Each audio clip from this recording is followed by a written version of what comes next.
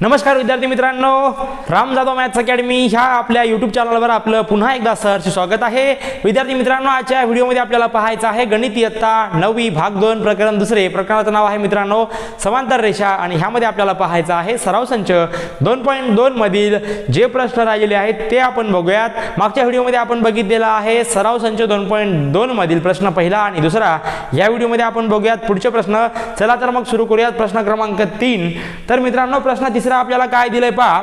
आकृतीमध्ये आपल्याला दिलेला आहे जर कोन ए एकरूप असेल कोन बी काय आकृतीमध्ये पहा, आकृती आहे तुमच्या पुढे। या आकृतीमध्ये जर कोन ए एकरूप असेल कोन बी आणि काय कोन x आणि कोन y हे सुद्धा एकरूप असेल तर आपल्याला सिद्ध करायचं रे बाब्या की रेषा L आणि रेषा N या दोन्ही समांतर आहे, हे आपल्याला सिद्ध करायचं आहे। पण त्या अगोदर आपण काय करूयात, रचना करूयात। आपल्याला रचना काय करायची, आकृतीमध्ये पहा आपल्याला रचना करायची आहे बेटा।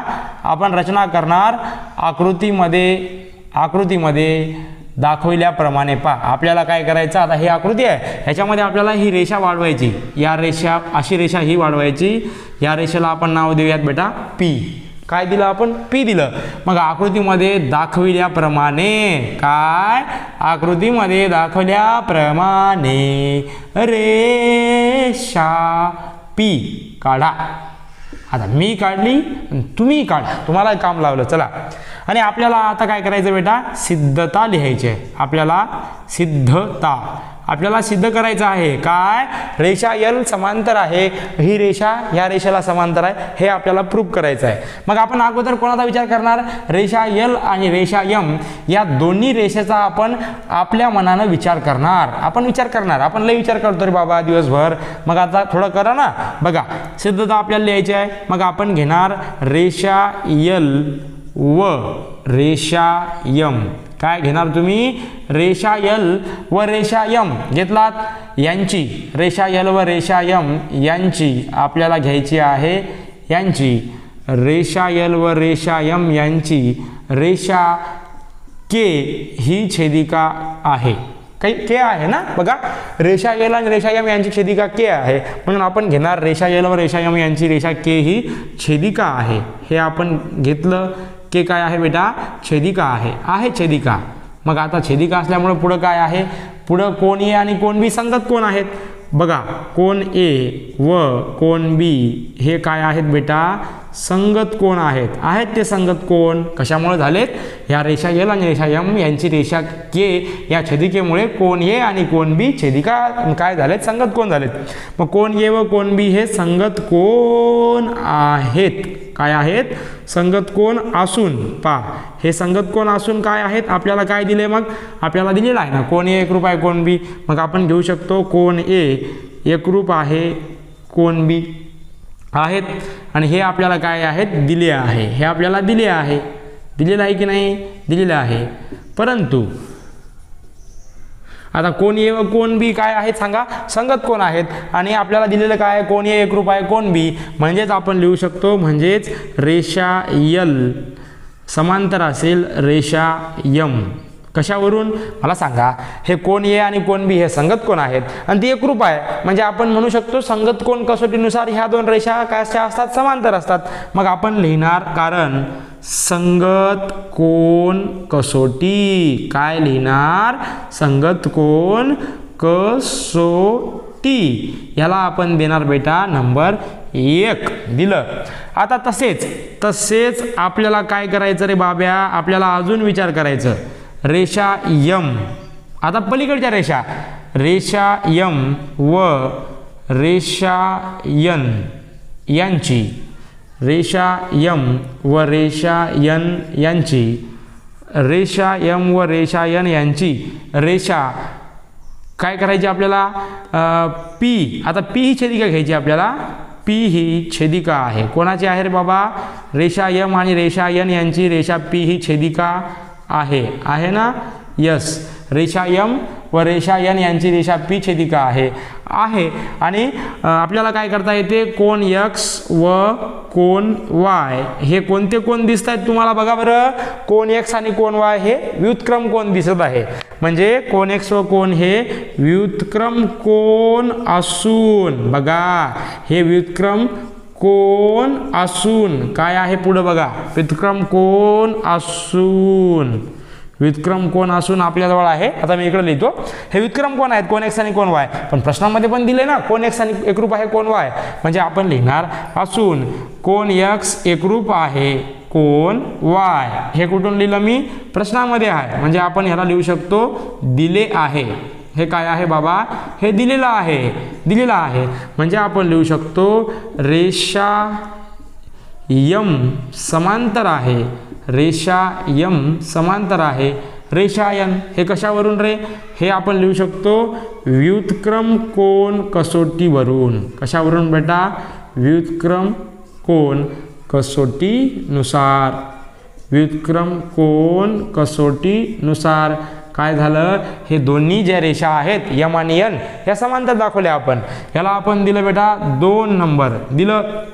1 नंबरमध्ये आपण काय घेतलं, ह्या रेषा l समांतर रेषा n m आणि रेषा m समांतर रेषा n. जर रेषा l रेषा m सोबत समांतर असेल आणि रेषा m रेषा n सोबत समांतर असेल तर आपण लिहू शकतो 1 व 2 वरून. काय करू शकतो बेटा आपण, 1 व 2 वरून काय लिहू शकतो आपण, रेषा l समांतर आहे रेषा n.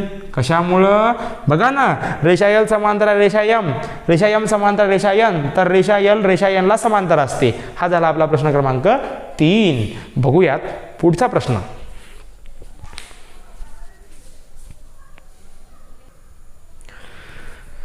चला मित्रांनो, आता आपल्याला सोडवायचा आहे प्रश्न क्रमांक 4. चला मग प्रश्न 4 सॉल्व करूयात.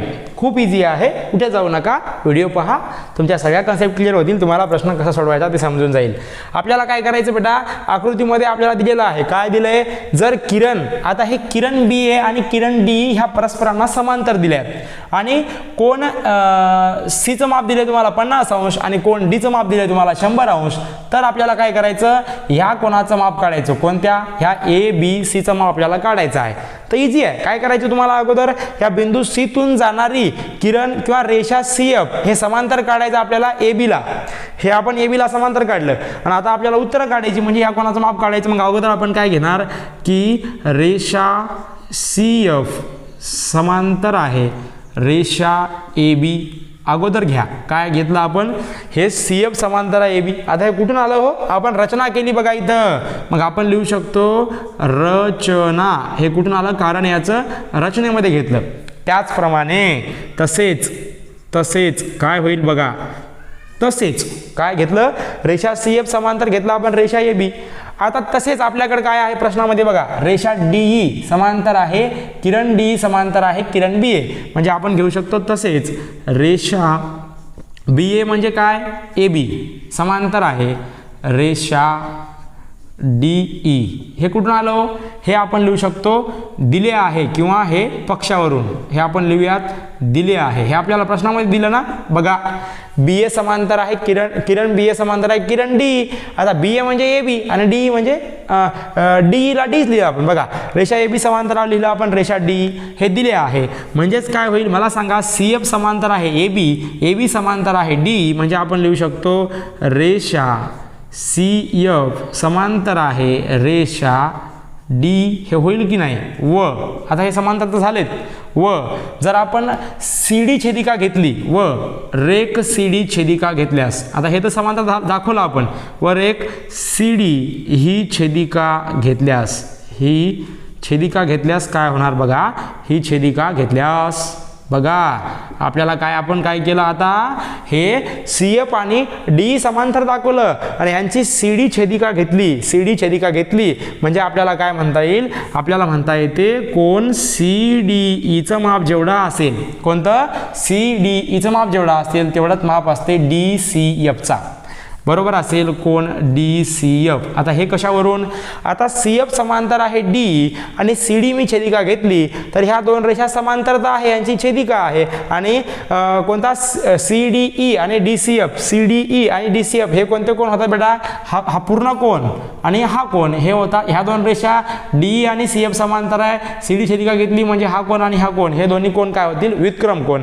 आणि आपल्याला लिहिता येते ते एकरूप असतात, कारण व्युत्क्रम कोण आपण बघितलं ना, व्युत्क्रम कोणाचा गुणधर्म, दोन समांतर रेषांना एका छेदिकेने छेदले असता होणाऱ्या व्युत्क्रम कोणाची मापे कशी असतात, समान असतात, हे आपल्याला माहित आहे.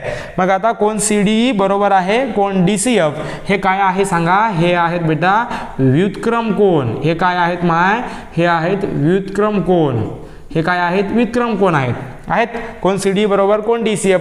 मग मला सांगा या CDEचं माप 100 अंश आहे, तर कोण DCF या पूर्ण कोणाचं माप किती असेल, ते पण 100 असेल.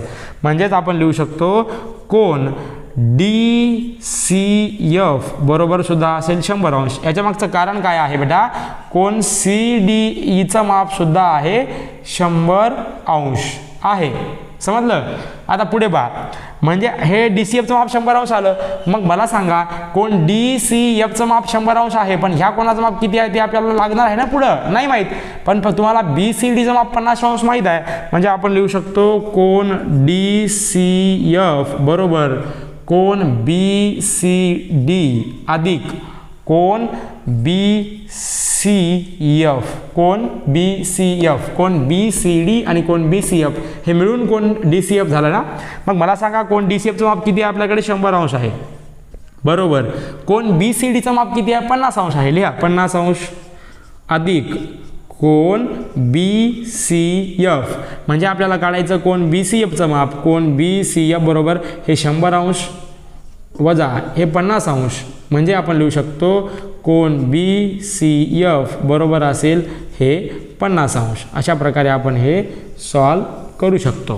कोण BCFचं माप असेल फक्त 50 अंश आलं. मग आपल्याकडे कोण BCFचं माप 50 अंश आलं. पुन्हा आपल्याजवळ आहे काय आहे सांगा, बघा बरं. रेषा CF समांतर आहे. आपल्याला कशाचं माप काढायचं, आता ह्या कोणाचं माप माहीत झालं, BCFचं किती आहे हो 50 अंश आहे. आता आपल्याला काय काढायचं, या कोणाचं माप काढायचं, कोण ABCचं. ते कसं निघणार, रेषा CF समांतर आहे रेषा AB आपल्याला माहीत आहे, ते आपण रचना केलेली आहे ना. व जर आपण ह्याची रेख BC छेदिका घेतली, रेख BC ही छेदिका घेतल्यास काय होणार, तुम्हीच पहा. घेतल्यास काय होणार, हे CF समांतर आहे AB आणि BC छेदिका घेतल्यावर हे दोन्ही कोण काय होतील, आंतरकोन होतील. म्हणजे मला सांगा कोण ABC अधिक कोण BCF बरोबर होऊन जाईल बेटा हे 180 अंश. याच्या मागचं कारण काय आहे, तर हे आहेत आंतरकोन. काय आहेत बेटा, हे आंतरकोन आहेत. कोणकोणते कोण आहेत, कोण ABC आणि कोण BCF हे काय आहेत, आंतरकोन आहेत. म्हणजे कोण ABCचं माप माहीत आहे का, आपल्याला नाही माहीत. म्हणजे कोण ABC अधिक कोण BCFचं माप आहे 50 अंश बरोबर हे आहेत 180 अंश. म्हणजे आपण लिहू शकतो कोण ABC बरोबर 180 अंश वजा 50 अंश. म्हणजे आपण घेऊ शकतो कोण ABC बरोबर 180 मधून 50 गेले किती राहतात बेटा, 130 अंश. म्हणजे कोण ABCचं माप किती असेल, 130 अंश. अशा प्रकारे आपल्याला हा कोण ABCचं माप किती असेल, 130 अंश. अशा प्रकारे आपण कोण ABCचं माप काढू शकतो. अशा प्रकारे आपला हा प्रश्न चौथा झाला आहे. बघूयात पुढचा प्रश्न. चला रे.